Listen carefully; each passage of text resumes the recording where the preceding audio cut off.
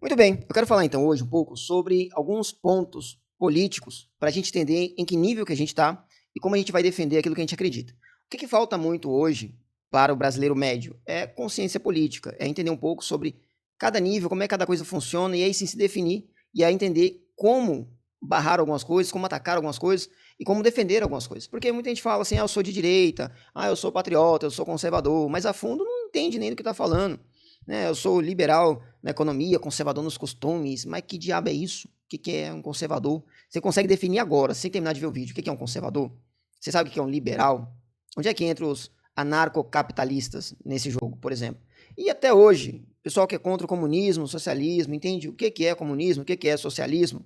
Como combater essas coisas? Quando eu sei que nós já estamos no comunismo, no socialismo, o Brasil é um país socialista ou não é um país socialista?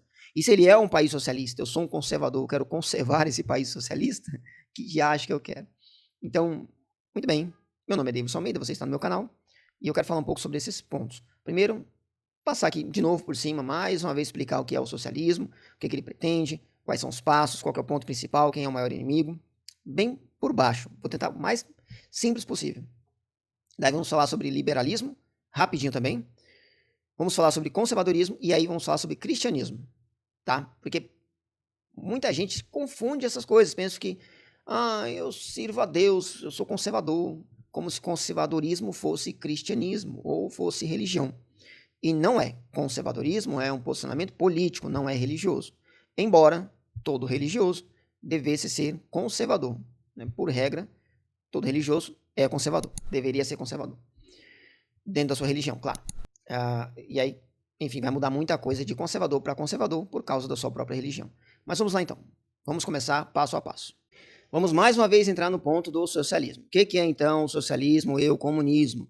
Karl Marx desenvolveu a ideia de socialismo que nós conhecemos hoje. No tempo dele já existia uma ideia de socialismo, mas ele falou que aquilo era ridículo. Os socialistas daquela época, eles queriam que fosse algo muito natural, acontecendo passo a passo.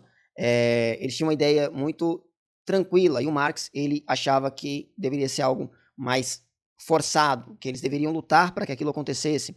Então ele chamou o socialismo da época dele de socialismo utópico, e o dele era o científico, porque ele quis dar esse ar de ciência para trazer um negócio mais de convencimento. Ele queria convencer de que aquilo era o certo, né? Ciência. Então, ele trouxe essa ideia de socialismo que nós conhecemos hoje. O que é o socialismo? Socialismo é quando o Estado é dono de tudo, tá? Socialismo é quando o Estado é dono de tudo. Inicialmente, teoricamente, seria uma ideia sobre economia, né, onde todas as coisas pertencessem ao Estado. E para o Karl Marx, o socialismo também é ruim. Para ele, o capitalismo é a desgraça. Né? O capitalismo, ele segrega, o capitalismo, ele faz pessoas ficarem ricas e outras ficarem pobres e tal. E o socialismo, ele também é ruim. Por quê? Porque ele não faz pessoas ficarem ricas, né? E para ele, os ricos eram um problema. Apesar de que ele casou com uma pessoa rica e foi sustentado por alguém rico a vida inteira, que era o Engels, que financiou lá a campanha dele. A mulher dele financiou ele, a vida dele, e o Engels financiou os estudos dele. Então, para ele, o socialismo também é ruim. Ele não mantinha as pessoas ricas. Né? Ele colocava tudo na mão do Estado, o Estado era rico. Mas o socialismo tinha que acabar. Aonde? No comunismo. O que é o comunismo? É quando o Estado desaparece, simplesmente assim. Então, imagine só. Como é que se chega ao socialismo segundo Marx? Existe o capitalismo, onde existem os donos de empresas, os donos de fábricas, de tudo. Então, os funcionários, o proletariado. O que é o proletariado? O proletariado são os pobres que têm filhos, eles têm as suas proles, por isso ele chamava de proletariado. Então, os trabalhadores, eles iam lá tomar as empresas, matar o dono da empresa, expropriar, né, na violência mesmo, literalmente tomar. E aí eles iam passar a ser os donos da empresa. Eles iam ser os donos da empresa, e enfim, isso no mundo todo ia acontecer. Não tinha mais uma pessoa dona da empresa, era os próprios funcionários seriam os donos da empresa, mas eles próprios não seriam os donos porque haveria o Estado que iria comandar todas as coisas. Então, eles seriam donos ali mais ou menos, né? Porque o Estado seria dono. Então, o Estado seria dono das casas, das empresas, das máquinas, das crianças, de tudo. O Estado é dono de absolutamente tudo e as pessoas vão ser o mais parecidas possível, tá? Ninguém é dono de ninguém, ninguém tem prioridade sobre ninguém, ninguém tem autoridade sobre ninguém, a não ser o Estado sobre todos, como um Deus flutuando ali sobre as pessoas. E aí, quando o Estado já fosse dono de todas as coisas, então, magicamente, por bondade, assim, os donos do poder absoluto iam colocar a mão na consciência e falar: pronto, chegamos no momento exato, vamos desaparecer. E eles iam simplesmente entregar o poder na mão do povo. Não o poder, porque o poder por si não existiria mais. Ninguém seria dono de nada.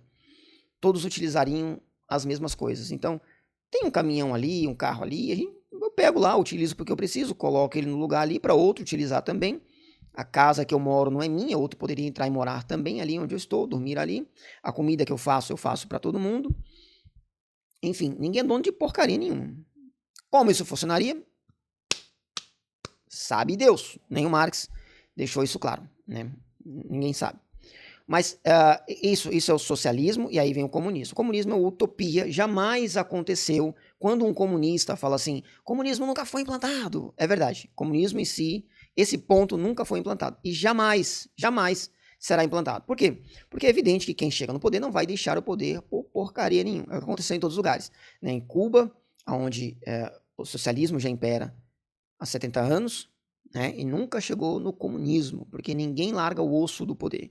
A Venezuela, em tantos outros países onde já começou o socialismo e é só o que fica o socialismo, mais nada. O socialismo e o capitalismo, porque eles não vão à falência total, porque eles continuam capitalistas lá no governo, só deixam o povo na miséria socialista. O Estado vira o capitalista mor e o resto vira só os coitados escravos que sofrem na mão dos capitalistas mor. Mas o que é preciso para chegar no socialismo? É preciso mudar a consciência das pessoas. Isso é uma coisa que veio depois do Marx, né? O Marx achou que simplesmente se os funcionários fossem lá e tomassem as fábricas, acabou, tudo daria certo. Mas isso nunca aconteceu. Ele morreu sem ver isso e ninguém viu isso acontecer. Então outras pessoas pensaram em inverter a posição da coisa e falaram assim, não, primeiro a gente tem que mudar o pensamento das pessoas para aí depois elas se tornarem socialistas e aí elas vão fazer a revolução, elas têm que querer fazer a revolução, né? Mas para isso elas têm que começar a pensar como um socialista. Como é que se faz isso? Acabando com a moral, com a intelectualidade, tem que fazer o povo virar um bando de imbecil, porque só um imbecil para achar que isso vai dar certo, que isso vai funcionar alguma vez na vida, tem que ser um completo idiota. Então, é preciso primeiro cagar na cabeça das pessoas, fazer com que eles virem um bando de idiotas. Por isso, tem que se acabar com a moral judaico-cristã, a moral tem que ir para o beleléu, tem que acabar com o direito romano, né? A ideia de pessoa com direitos plenos, cidadão, tem que acabar. Aí vem a bandidolatria, vem toda essa porcariada aí que nós temos no Brasil, em outros lugares. E tem que acabar com a filosofia grega. Por que a filosofia tem que acabar? A Grécia deixou pra gente aí, pra humanidade, a herança da filosofia e do conceito de beleza, das artes, né? Tudo vem da Grécia.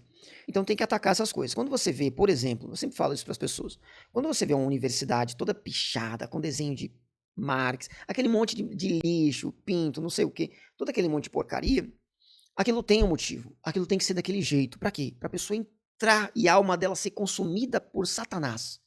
Entende? Ela tem que estar no ambiente fedido, sujo, podre. Não pode ter beleza, não pode ter beleza. Aí a mente dela vai pro beleléu também, né? Ela vai se tornar um completo lixo de ser humano também. A beleza, a arte, de verdade, torna as pessoas mais elevadas intelectualmente e espiritualmente. E você tira a beleza e a arte, você tem o quê? Você tem um brasileiro médio, certo? Você tem alguém que mora no Rio de Janeiro. Então, o socialismo tem que destruir essas coisas. Por isso eles atacam essas coisas. Enquanto as pessoas não entenderem que a moral, a beleza, a arte, o direito, enquanto as pessoas não entenderem que essas coisas são importantes, nós vamos sempre perder espaço, nós vamos perder para os socialistas. Tá? Ah, mas eles querem tomar as terras. Sim, o fim último é esse, mas para chegar nisso, para chegar no tomar as terras, para tornar de verdade um Estado socialista, primeiro precisa se mudar a consciência das pessoas, tem que desarmar o cidadão, enfim, tem tudo. Né? Por que desarmar o cidadão é importante? Porque você tira o direito da pessoa de se defender contra uma lei ruim. Né? Você tira o direito do cidadão. Ataca o direito humano. Né? As pessoas não podem lutar por aquilo que elas acreditam.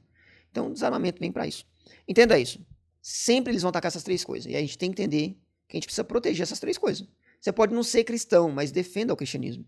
Eu não sou grego e defendo a beleza, a arte grega, a filosofia grega. Deu para entender até aqui? Beleza, vamos lá. E aí nós temos o liberalismo. Quem são os liberalistas? São alguns indivíduos que têm algumas ideias muito boas e outras muito ruins. Por quê? Porque o liberalismo, a princípio, funciona, a ideia é libertar as pessoas da escravidão do Estado, né, da burocracia estatal. Permitir que as pessoas elas possam negociar e prosperar, o que é maravilhoso, é uma ideia ótima. Eu também sou liberal. Eu também aderi a essa ideia do liberalismo. Faz todo sentido que as pessoas tenham o mínimo possível de interferência do Estado na vida delas para elas poderem negociar tranquilamente. Mas o que acontece com o liberalismo? O que acontece é que eles não priorizam, eles não entendem, os liberais não entendem como que essas três coisas são importantes. A moral judaico-cristã, o direito romano e a filosofia grega. Então eles estão sempre muito preocupados com a questão do Estado estar intervindo na vida financeira das pessoas. Mas elas não se preocupam do Estado estar intervindo na vida moral das pessoas, com a moralidade, né? Então, por exemplo, eu acompanho muito o pessoal que é ANCAP. O que é ANCAP? É o pessoal que é anarcocapitalista. É o pessoal que defende o fim total do Estado. Total. Para eles, o Estado é Satanás encarnado. Encarnado não, porque não tem carne. Mas é uma entidade maligna. E onde é que eles erram nisso? Eles erram na medida, quase na medida exata que os socialistas erram. Porque os socialistas entendem que o Estado é Deus, né? Eles endeusam o Estado. Tudo tem que ser do Estado. E os ANCAPs, os anarcocapitalistas, eles vão no sentido contrário, errando no mesmo peso quase. Porque o Estado para eles é um demônio. E não é. Eu defendo menos Estado, mas não a extinção total do Estado. Não dá para ser assim. Tem que ter um mínimo ali de Estado, um mínimo, para regulamentar algumas coisas, entre elas as questões morais.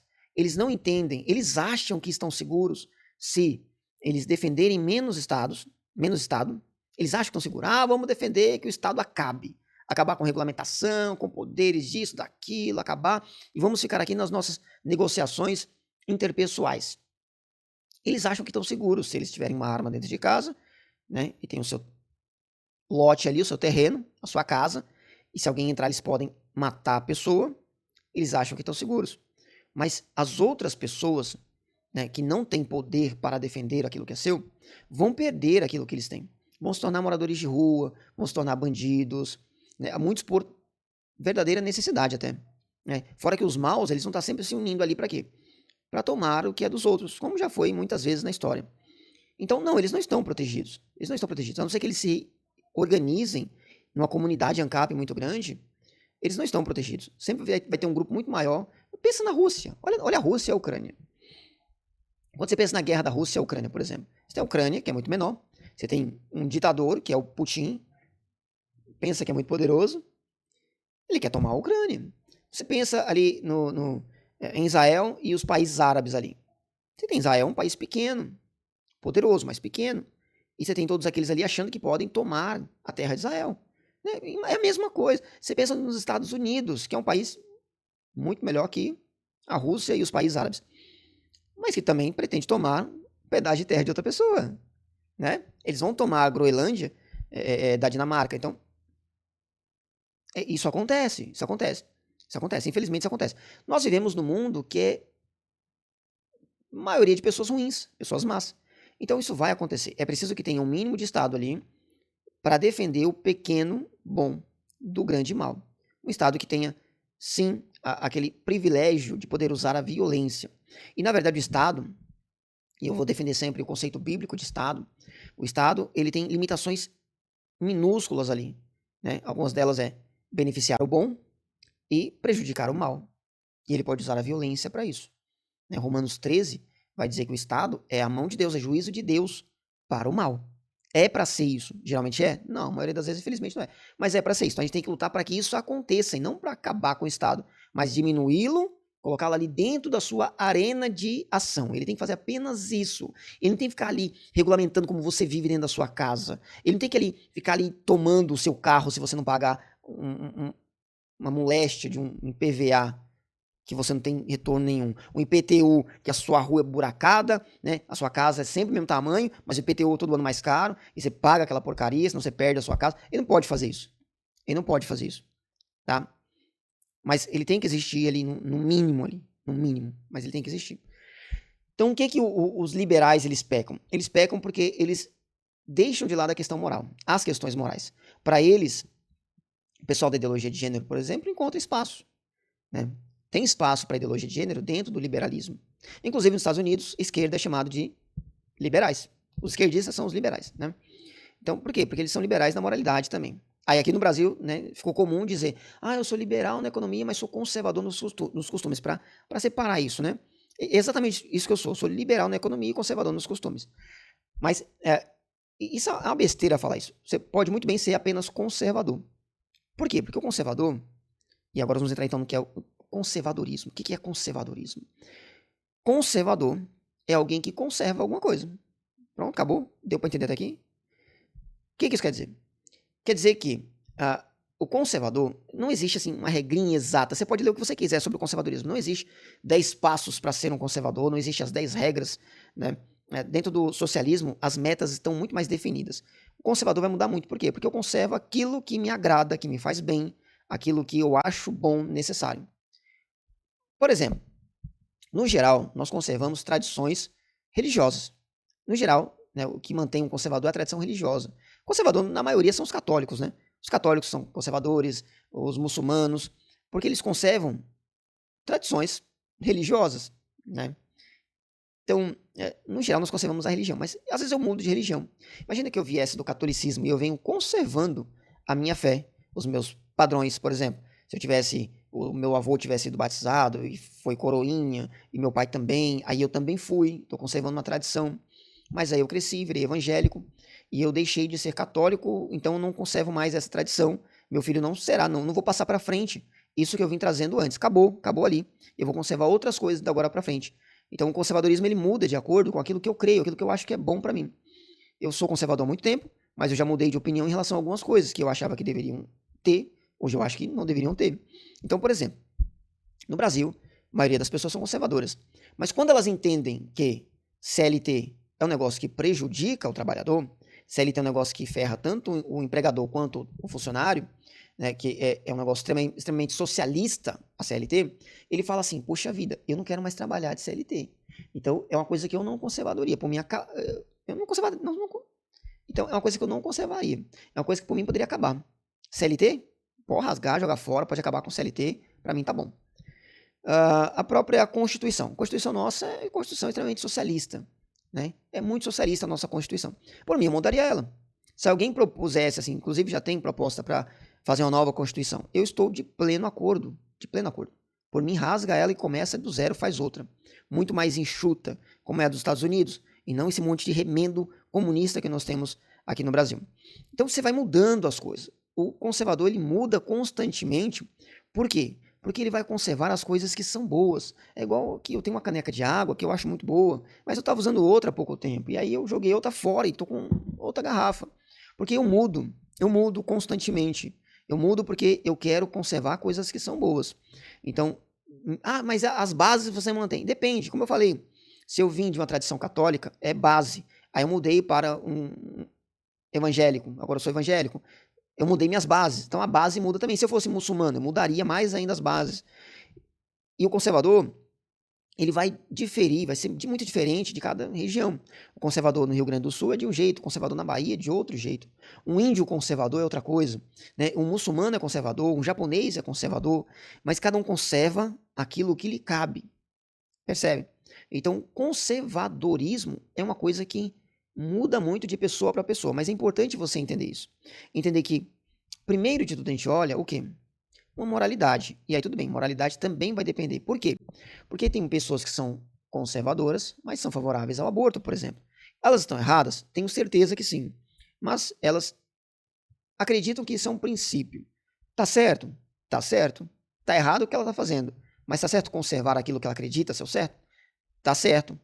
Então, conservador vai mudar muito de pessoa para pessoa. Por isso que o principal, eu me declaro conservador acima de liberal. Você é liberal? Sou. Mas eu sou, acima disso, um conservador. Conservo princípios. Eu posso mudar a minha ideia de liberalismo, em que eu acho que aquilo deve ser mais liberal ou não, a qualquer momento. Como é o caso de o liberal, o fim do liberal sempre é o anarcocapitalismo. Sempre. Se ele quer cada vez menos Estado, logo, em algum momento, o Estado tem que simplesmente desaparecer. Então, o fim do liberal sempre é o anarcocapitalismo. Alguns não entenderam isso, mas esse é o fim. Mas para mim não vai chegar. Eu não vou chegar a esse ponto. Eu sou mais conservador do que liberal. Eu acredito que sim, tem que manter um Estado. Inclusive, eu sou muito mais monarquista do que republicano. Eu acho que a república é um erro terrível. Eu gostaria que houvesse uma monarquia. Inclusive, eu faço até um convite a todos os esquerdistas, aos petistas. Se vocês concordarem da gente voltar o Brasil para o império, eu aceito até o Lula de presidente. Eu aceito o Lula como presidente para voltar a ser um império. O império é muito melhor do que a república, muito melhor do que a república. Eu aceito até o Lula como presidente para acabar com a república hoje. República com Bolsonaro ou império com Lula? Eu prefiro império com Lula. Então, se é petista, chegou nesse vídeo, faz a campanha aí que eu apoio. Vamos colocar o Lula como rei do Brasil. Eu apoio. Mas é isso. Então, aí, acima de liberal, eu sou conservador. E acima de conservador, o que, que me define? Eu sou cristão. Eu sou cristão. Mesmo de cristão para cristão, algumas coisas podem mudar. Então, é muito importante entender que nós não pensamos igual. E essa é a beleza do conservadorismo. No socialismo é que as pessoas têm que pensar igual. No socialismo é que a consciência tem que ser única. No conservadorismo, a gente pensa diferente e a gente vai debater as ideias e vai andar pelo melhor caminho. É assim que tem que acontecer. Mesmo dentro do cristianismo, tem várias igrejas. Presbiteriana, que eu amo os presbiterianos, mas não sou. Tem Assembleia de Deus, que eu sou da Assembleia de Deus. Tem Bola de Neve, tem várias, não vou falar das igrejas não, mas eu amo os irmãos. Eu amo a igreja católica, mas não sou católico. Nós divergimos nas ideias aí, tá? Mas somos conservadores. E aí a gente vai ali andando para um lado para o outro, discutindo algumas coisas, tendo alguns embates, mas andando sempre conforme aquilo que é melhor para mim, para a minha família e para as pessoas à minha volta. Sempre buscando o que é melhor para as pessoas, com muito cuidado, entendendo que as pessoas são más e a gente precisa sempre se proteger, tanto do poder do Estado, quanto dessas pessoas más que vão se aproveitar para fazer mal toda vez que possível. Tá certo? Então, sempre tente entender essas coisas. Aí você vai entender muita coisa, você vai conseguir analisar melhor as leis. Por exemplo, lei do abuso de autoridade, que algum tempo atrás eu achei que era ruim, hoje eu falo, caramba, essa lei é maravilhosa. Ainda bem que existe a lei de abuso de autoridade. Muito conservador não entende, mas quando você entender a lei, por que ela é boa, você vai achar o máximo essa lei. Você vai querer estampar ela numa camisa sua, né? Então, a gente vai começando a entender algumas coisas e vai mudando de opinião. E mudar de opinião é a coisa que os inteligentes fazem. Os burros continuam a vida inteira com opinião cega, né? Vê tudo dando errado, mas continuam defendendo aquela porcaria dando errado. Inteligentes pensam e mudam de opinião, né, dentro daquilo que eles entendem que é o certo. Tá bom? Então, espero que você tenha entendido. Deixa alguma dúvida aqui pra mim nos comentários. Se você tiver, manda esse vídeo para mais pessoas. Curte o vídeo, compartilha, clica aí no sininho para você receber nossas novas notificações. Enfim, até um próximo vídeo. Que Deus abençoe sua vida.